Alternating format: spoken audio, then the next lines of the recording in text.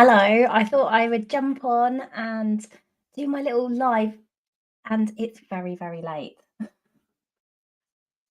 Hi, I thought I'd jump in and do my live, even though it's very late. I made a bit of a commitment that I would do this every day, so here I am again.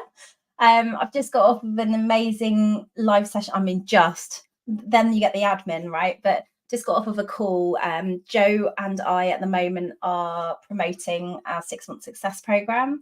And we have been live talking to bookkeepers in our community about how they can use AI, how they can build their businesses. And we've been sharing about our success program and about the bonuses that are available if you work with us in the next few weeks and join the program.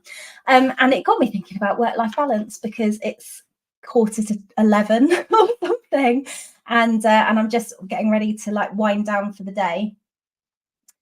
And as a mum running a business around children, and having been a bookkeeper building a business around my children, work-life balance is of course the driving factor. And I realized that looking from the outside in, being working this time of night, this isn't a usual pattern of work for me, and it certainly isn't a sustainable pattern of work. But I think that when you're starting a business, you do have these kind of peaks and troughs, particularly when there's something that comes up and this is going to need my attention right now, where you have to kind of work out, how am I going to create the capacity so I'm able to do that. The reason I'm working late is because we have a pattern where we launch, and we have particular things that happen at certain times of the day. So this is structured and planned for, but it's not something that I would expect to be the usual way of working. I can remember starting my self-employment journey and trying to do that around little children and fitting things in with naps, which inevitably, if you've got kids, you'll understand, inevitably means snatching bits of time in the day when they're having their little naps and you're doing the other things that you have to do to keep on top of the house and the housework and everything. But then ultimately only really getting that quiet sit down time when they've gone to bed. And that I can remember that feeling of trying to work in that way. And it felt almost like a pretty desperate place to be working from.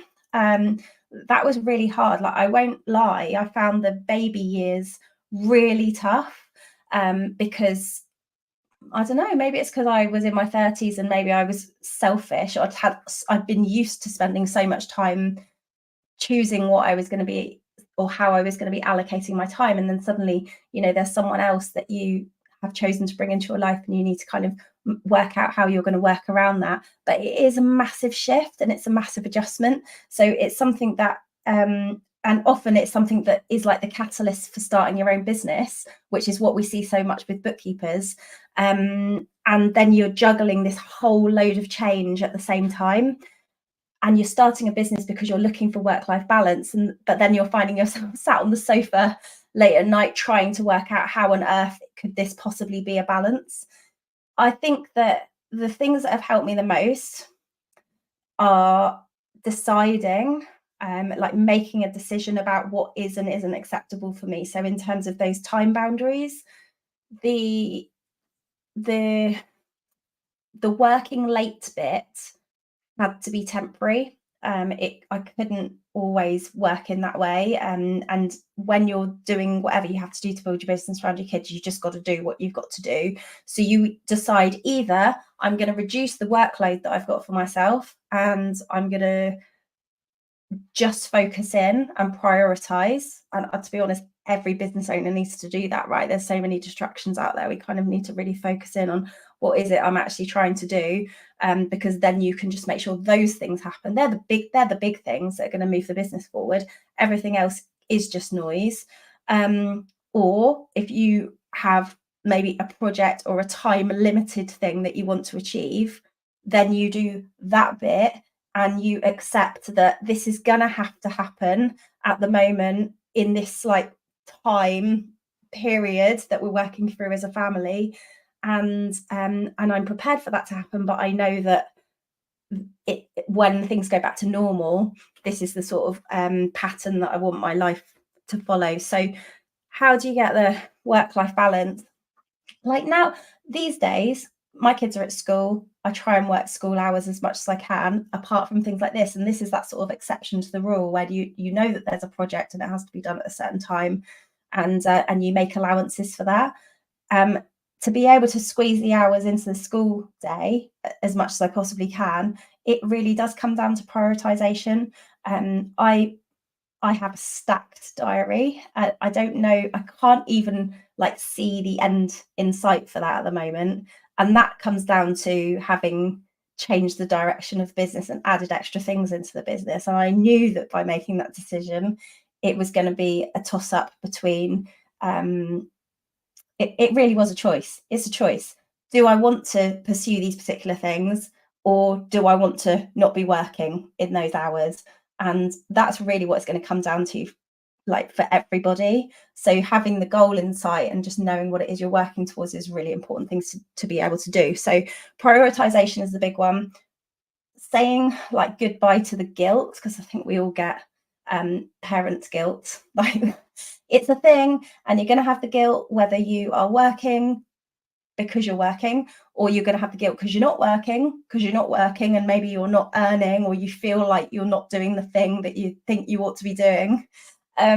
Like, whatever you do, you can't really win. And you've got to decide what it is you want and work out how you're going to schedule it. I think it's as simple as that. And then know that you've made the best decision you can with the information you've got, the tools you've got, the time you've got, the goals you've got, the money goals you've got, the things you have to do just to live and survive. And that's it. I really think that's it. It's a decision. Work-life balance is a decision. Something that's really interesting in like the bookkeeping world at the moment is that we've just spent a week talking about AI and technology and bots and how you can automate loads of the work that you do. And I went out for a lunch with a group of accountants a week or so ago, and I almost felt like I'd gone back in time, in terms of like the way we introduced ourselves and shook hands and said, I'm so and so from such and such a business. And maybe it's just that I've been sort of removed from that environment for a long time, but it was interesting to see how the things we're talking about this week with AI and technology probably aren't the everyday topic of conversation for a large majority of professionals. And when I'm talking about work-life balance, and I'm thinking like, why in this industry, why are we struggling so much with this? Like, we're hearing that there is a talent shortage, there aren't enough bookkeepers and accountants, and then on my side of things, I'm seeing loads of bookkeepers and accountants who are leaving the workplace because they need more balance. I was one of those people. They need more balance, they need more flexible hours. There's a lack of part-time work. There's a lack of meaningful part-time work that pays properly. But then there's this massive disconnect, talent shortage, loads of people with no work. Like, there should be I don't understand this. Why are we not matching these people up? And it's because there's that sort of traditional environment that I was experiencing, I think, aren't ready for this. And actually this can be made even more, I don't know, it's going to fit the mold that they need over here more if tech and AI becomes more of everyday work, because some of that gap where we're thinking, oh, bookkeepers just click buttons, that goes away when we start to use more automation and technology. But I just feel like maybe Joe and I are like charging ahead, and then there's like some catching up to do, or some kind of gap coming up. So I think work-life balance is happening more. I think like there's going to be more flexible working. I think if you're self-employed, you can create your own flexible working by just choosing that you're going to work more flexibly, getting rid of all the noise and choosing the things you actually have to do to get there. The rest of the industry, I don't know, but I think we'll get there. Prioritize, stop feeling guilty. You're going to feel guilty about something anyway, and make a plan, schedule it, set your boundaries, you decide. That's all. Come and join us at Big Week if you have missed it, and join us in the Success Programme. You can get £1,500 of bonuses if you join us before the 30th of June. Drop me a message if you want to find out more. Have a great evening. Bye.